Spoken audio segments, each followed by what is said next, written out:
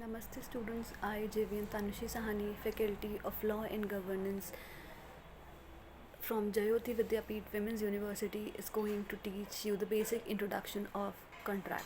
So the topic for today is contract and contract of indemnity, right? The subject name is termed as special contract. We already dealt with the basic concept of contract, so we'll move further. But before that, we'll once again revise with the basic contract, that is, before entering into a particular contract, a person needs to follow a particular procedure. The procedure may be termed as offer, acceptance, promise, consideration, enforce agreement enforceable by law, and then a contract. So let's deal this flowchart with the help of an example. Suppose a person is A. A person A comes to me and offer that will you purchase my pen. So here the person A is termed as the offerer or the promiser, the person who gives you an offer, who says that yes, do you want to purchase this, do you want to purchase that, or anything, let it be a pen, laptop, cloth, or anything.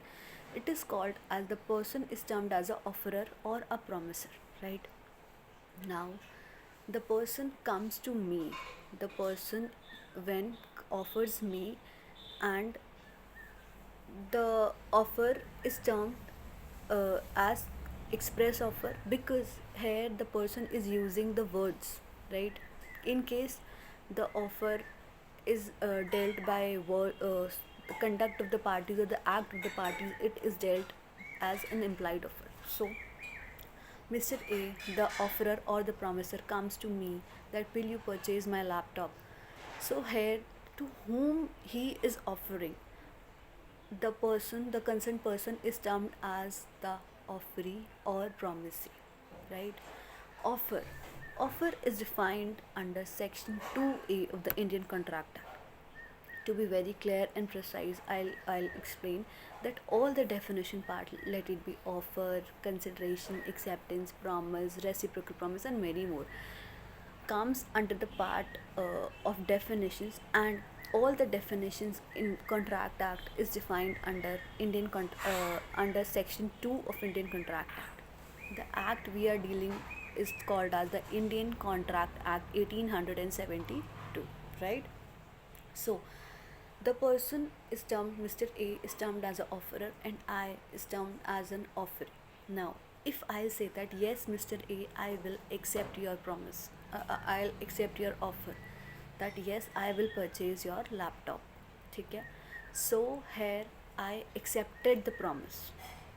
The person who accepted the promise is termed as an acceptor, and further it is defined under section 2B of Indian Contract Act. For a revision, section 2A is termed as an offer, section 2B of Indian Contract Act is termed as an acceptance. Now, as soon as I accepted the offer of the another person, it is termed as a promise. There becomes a promise between Mr. A and me that the person, the concerned person, will sell me his product, and I in return is going to purchase that product and will pay for it. Right? Now what happened basically is, the person gave me the laptop and I accepted it. Now there is a concept called consideration, and it is further termed as quid pro quo. Quid pro quo means something in return. Definitely, if the person is selling me something, he or she must have a personal interest. Let it be a pecuniary interest. Pecuniary interest means a monetary interest, right? So a person will not give me something without money. So if I'll give the person back the money, it is termed as a consideration, that I am taking laptop from him and in return I am giving him or her a particular amount of money, right? So I think the concept of offer must be clear to you. Now, coming forward, uh, in ancient times we dealt with barter system. Barter system is like, in current times, suppose I am offering you a pen, I am giving you a pen, in return you are giving me rupees 10 or the current price of the pen, right? So this is monetary system. But in ancient era and prior times, what happened, barter system, there was a practice termed as barter system, that I am giving you a pen and in return you are not giving me money, otherwise you are providing me a same product, like I am giving you a pen and in return you will provide me a pencil. Okay, so that was termed as barter system. But now in the current era, in the present times, we are dealing with consideration. So consideration means money. I'm giving you rupees, I'm giving you the pen and in return you are providing me rupees 10. Done. Consideration is also clear. So here consideration is defined under section 2D of the Indian Contract Act 1875. Done. Coming forward, when there was an offer, I accepted it, there becomes a promise between I and you that yes, you are giving me and in return I'll pay you back. Consideration. Now as soon as it becomes a consideration that I'll pay you the certain amount of the current product, it becomes an agreement between both of us that yes, we are going to enter into a particular contract. ठीक.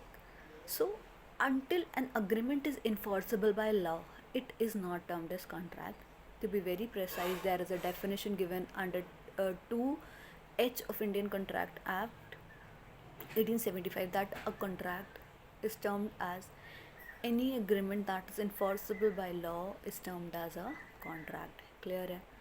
Now comes a contract means a person, if enters into a particular contract, must need not to be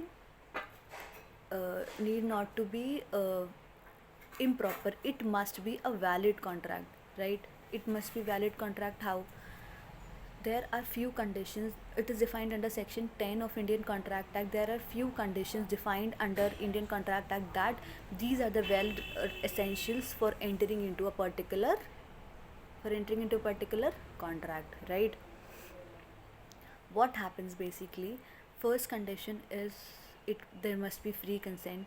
ठीक है, I and you are entering into a contract, it must not be under any pressure. Let it be my consent before entering into a contract must be free. It must not be coercion, there must be no threatening, there must be no mistake, there must be no misrepresentation, right?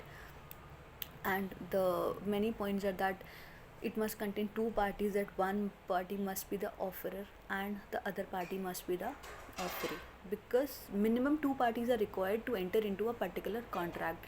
Then contains it must contain necessary formalities, it must be registered, it must be appropriate, it must not be ambiguous. There are many certain conditions for that, right? Now comes consideration, then comes agreement, right? So here comes a particular contract. I'll repeat the flow chart again. A offer defined under section 2A, then comes acceptance defined under section 2B. Then as soon as the offer is accepted, it is termed as a promise, again defined under section 2B. Then comes consideration, it is defined under 2D. Then comes an agreement, it is defined under 2E. And then comes enforceable by law. The valid conditions for enforcing a valid contract is defined under section 10 of Indian Contract Act. And further comes the contract, which is defined under section 2H of the Indian Contract Act. I hope the introduction must be clear. Moving forward for the topic, that is contract of indemnity. Indemnity means, what do you mean by indemnity? So prior we discussed about the special rather basic concept. Now we'll move forward with the special concepts of contract. So the special contract is defined under, deals with the specific parts, with the special parts of the Indian Contract Act. The topic is indemnity. It is defined under section 124 and 125 of the Indian Contract Act 1875. Done. Indemnity. There is a certain term called as indemnity. What do you mean by the certain term? It is that there are two meanings. There is a single meaning, but it is defined under two particular statement. First is to compensate the loss, and second is to make good the loss.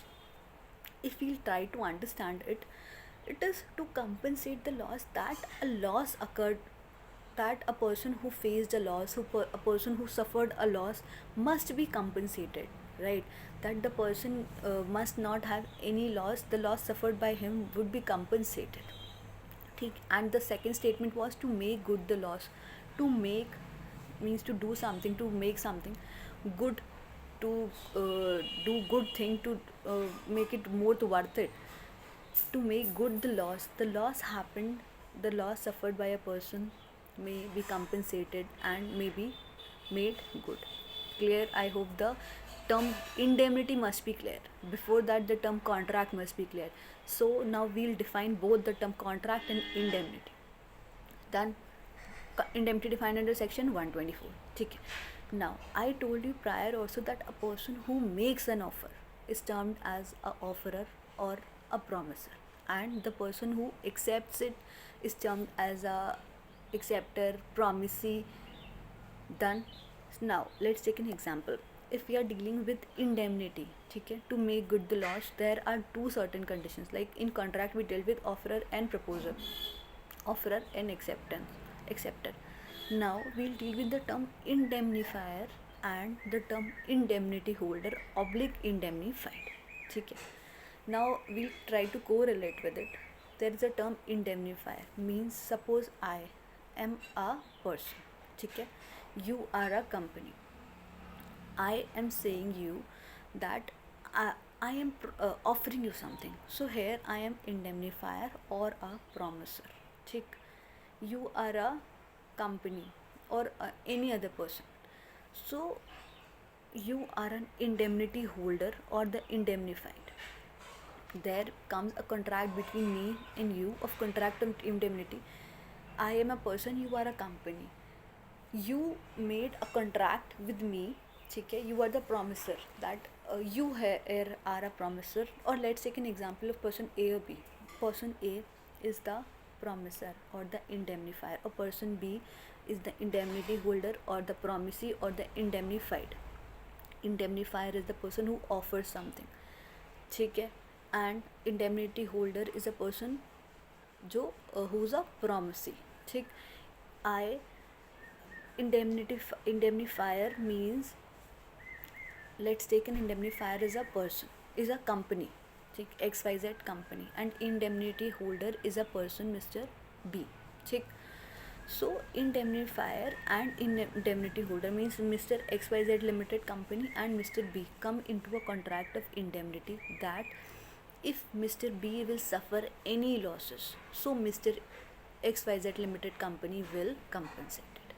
So XYZ limited company is a indemnity fire, because I am offering you that in case of any loss I am going to compensate, and Mr. B is a indemnity holder, like in whose benefit this all is being done. Let's take an example of insurance company. Okay, this is insurance company, this is insurance policy holder. General insurance came, insurance company, let's take a company Logic Minds Company Limited and a person B. ठीक. They both had a contract of indemnity. A general insurance was made of the person B, ठीक, in case of any loss or in case of a fire or in case of any loss, but that must be categorized under general insurance. He or she, the company is going to compensate him. So Mr. B's house was destroyed with fire. He suffered many losses. So in this condition, as there was a contract of indemnity means to make good the loss, the insurance policy holder was being compensated by insurance company. Moving further to second example, there was a transferee or a share person. ठीक है, you are a company, like there was a transferee or a transferee. You came to me that you lost your share certificate, please issue a duplicate certificate. I am a company here. I said that yes, I will further issue a certificate, but I am not sure that you are the actual owner because you lost the original certificate of the shares issued to you. ठीक, in this case I as a company will issue you, but with a condition that in case I suffered any loss, or in case any other person comes to me and claims that the shares given to you are of that person, then you are going to compensate me. ठीक है, clear है? So here indemnifier is transferee, and here the company is the indemnity. ठीक, one more thing, if there is a contract of agency, that is the contract of agency between a principal and the agent, principal is going to compensate further. It is classified into express and implied. In case of indemnity bond, it comes under the classification of express, and in case of partnership deed, it comes under the concept of implied. One more thing, always note there are two conditions. First is life insurance will never be covered under the topic contract of indemnity. Reason, like if a person suffers from a loss, we can definitely compensate it, but if a person is dead, we cannot compensate the value of that person, na? A family who suffered, who lost his family member, or who lost their family member, we can provide only the compensation in monetary terms. We cannot bring back the life of a particular person who is no more. So life insurance is not covered under contract of indemnity. And second, in case of illegal contract, this contract of indemnity is again not covered. I hope the concept must be clear to you. Thanking you.